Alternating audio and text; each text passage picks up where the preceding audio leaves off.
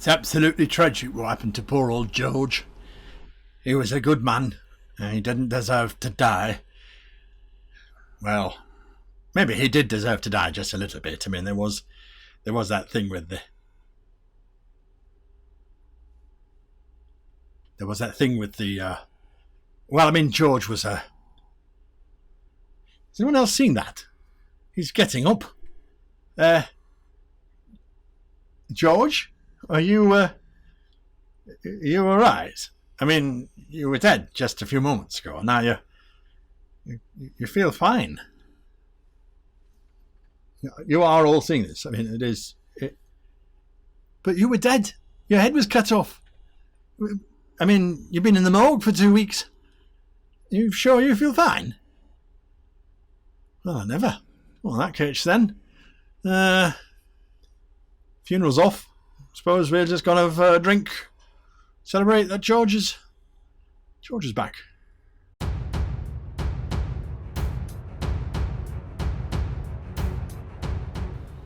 Hello and welcome to this episode of How to Be a Great GM. My name is Guy, and we're talking about the tricky situation of resurrection. Now, as far as I'm concerned, the entire idea of resurrection, of being able to come back from the dead, is frequently ignored as being a major game breaker, and as far as I'm concerned, it's one of the things that ruined Game of Thrones. Personally, when people started coming back from the dead absolutely fine, I went, well, do we really care if they die then? It takes away any sense of urgency or danger during combat because they're just going to come back. We don't care if they die. So how do we resolve this fundamental problem that having inherent systems in our magical world that allow for resurrection to take place? How do we overcome those? We have to figure that out. We have to reconcile that fact. And we have to figure out a way in which when it does happen, that there is something to it. There are consequences to it. Now remember, as with all of these things, when you're homebrewing these kinds of things, because often the rules just don't care, but when you are homebrewing these kinds of things, you must make your players aware of them before you start the game. Well, in my game, this is how resurrection works. You don't just come back absolutely fine. You come back, but there's things that will go on, for example, depending on how you want to handle it. So we're going to look at some of the issues it's going to cause. We're going to look at some solutions, and we're going to look at some insights. How can you make this thing work for you rather than it just become a game breaker? Oh, well, I don't care if I die. I'll just get resurrected. So let's look at issues. Comic books are a classic example of an issue. Comic books, cartoons, those kinds of things, where the character just can't die. Something keeps them alive, brings them back. There's very few consequences. Comic book recently, I should say, have started to take a much darker turn, where there is a more fatal option. And of course, there are different types of comic books as well. Generally speaking, though, if you look at the cartoons of the 80s, you look at the original Superman, those kinds of situations, they just couldn't die.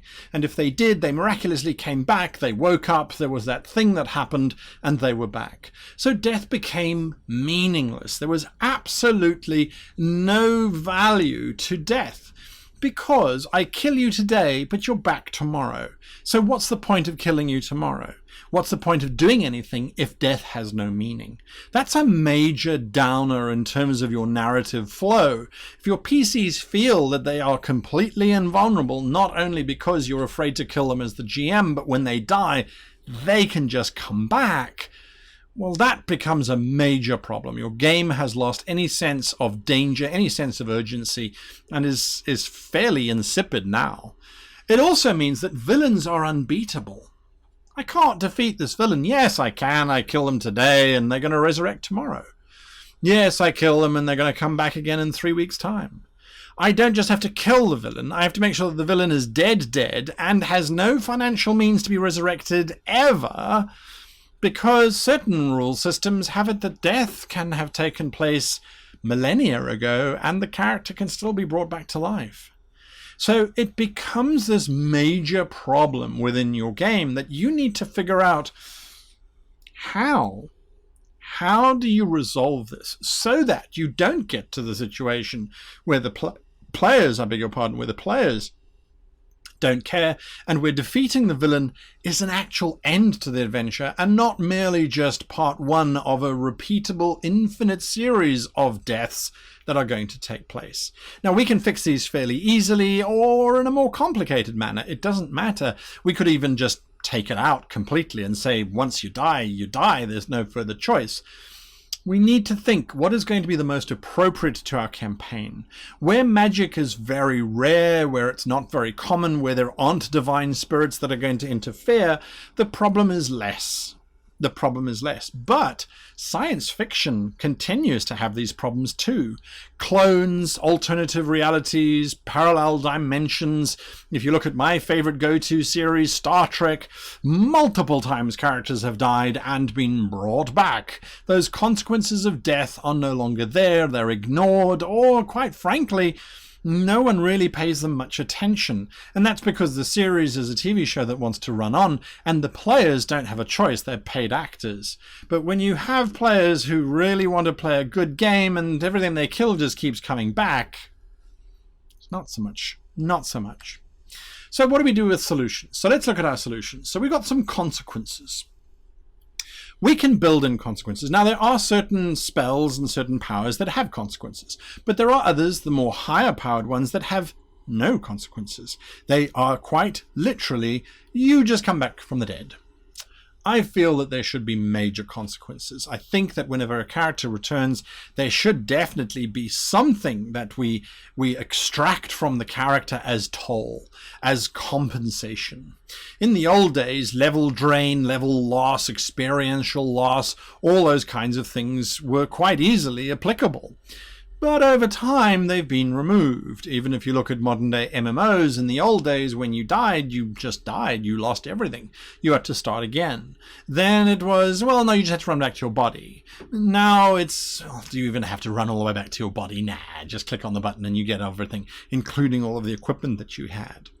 So I would always, and do always, try and bring in consequences. The consequence of resurrection is that whilst dead, you had to make a deal with some kind of creature, or there was, when you were resurrected, you've lost something. Your alignment has shifted. One of your stats has been swapped with something else because you've had this fundamental life-changing thing happen, or your statistics are going down because you're not the same person that you were before you died.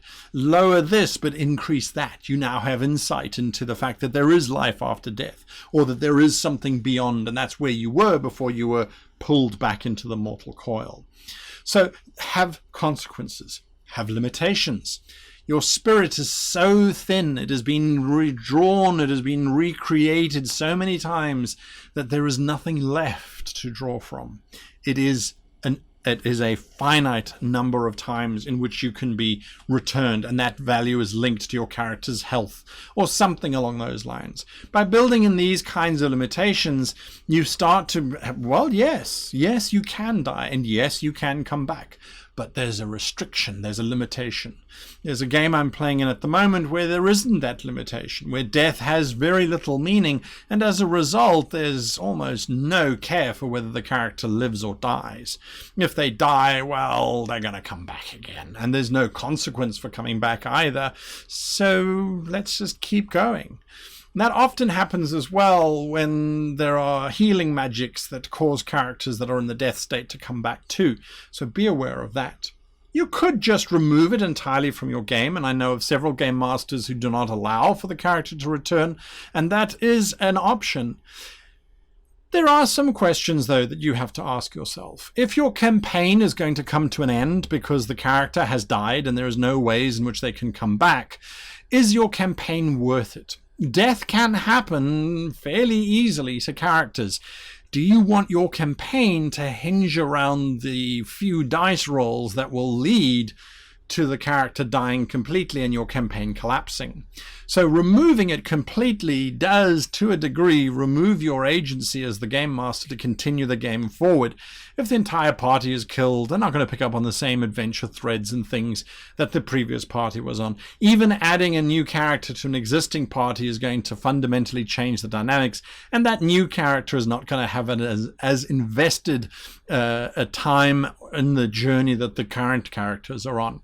So by giving yourself the option of having limited resurrections where there are consequences, now suddenly the players are a little bit more on edge, they're a little bit more wary about death because they know that when they come coming back with penalties.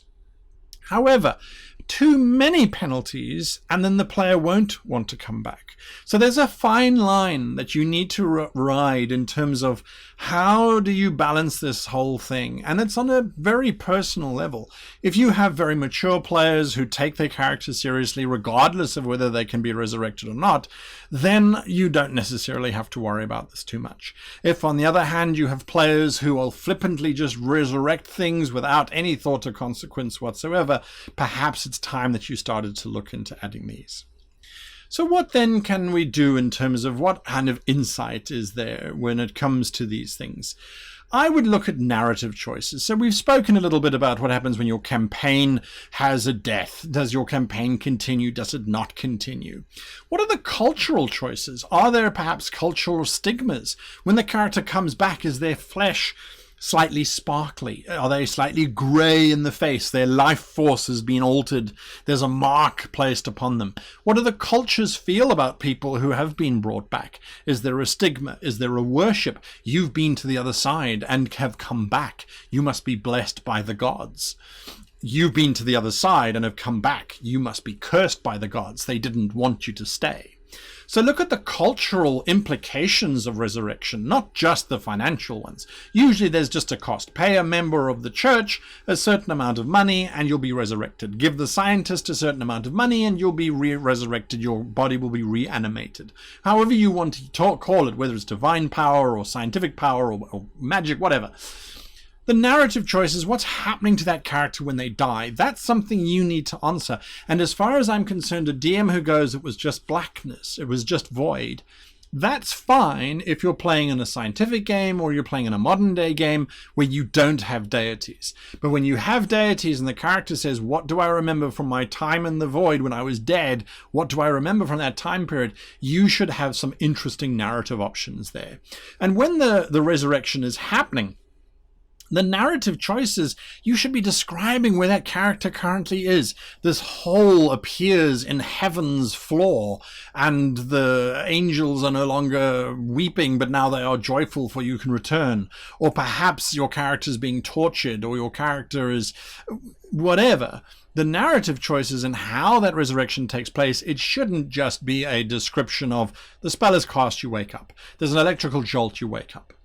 And then it should be player choice as far as I'm concerned as well. If these beings are no longer existing, if they now are in this death state, whether that is some kind of heaven or hell or purgatory, or if it's just oblivion, I feel that the player should always have the choice to refuse to return.